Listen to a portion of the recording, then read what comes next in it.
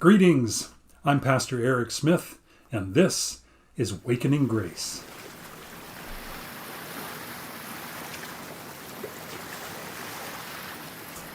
I want to tell you today about a foundational Wakening Grace story in my life. On my 13th birthday, my father took me fishing. It was something that I loved to do, and I loved especially to do it with him. We went out on an overnight boat from Shelter Island in Point Loma, and you got on the boat, about midnight, and went out there, and the engine's roaring, and the sea spray all over the place. Oh, it's just gorgeous, wonderful.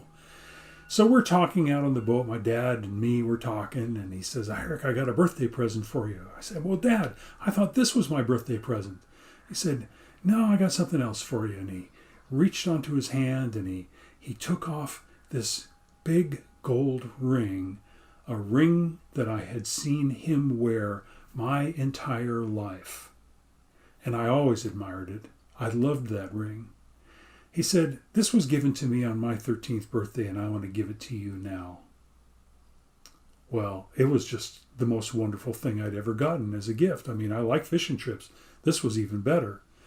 So I put it on my right hand, and I noticed it was just a little bit big, pretty loose there, and I thought, I have to put some tape on that when I get home. So, fishing trip was successful. Home, a couple days later, I'm with some buddies, and we're off at the beach, and I never had gotten around to putting the tape around that ring.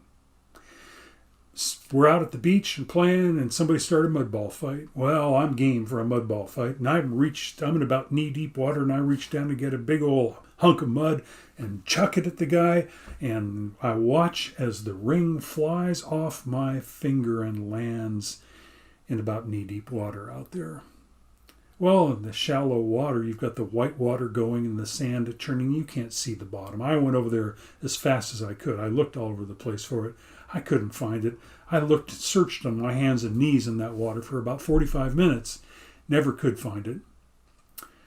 Well, I got out of the water. I went to the lifeguard tower and told them what had happened. And if somebody turned it in, I left my name and my number there. And then I went home. I felt bad. For the next couple of weeks, nobody saw my right hand. It was in my pocket. It was behind my back. I sat on it, anything so that nobody could see that the ring wasn't there on my finger. Well, of course they could see. About 2 weeks into this, there was a knock on my bedroom door one night. It's my dad. He says, Eric, can we talk?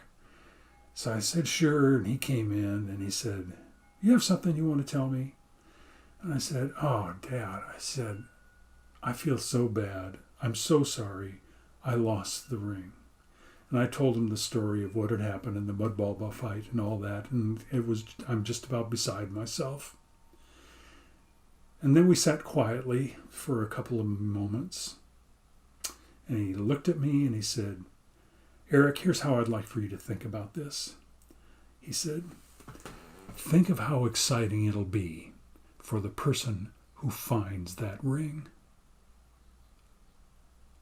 What a moment of grace that was in my life. Obviously, because I'm telling you this story these many years later. Offering grace to a person in any moment, but especially one that's big like that, is magic. Jesus understood this magic. You understand it too. Anytime that we have a chance to make magic like that in another person's life, that's worthy and that's blessed by God. Will you pray with me? Oh God, we give you thanks for the magical gift of grace. We ask for your help to recognize it and express it every time we have a chance. It's our prayer. Amen.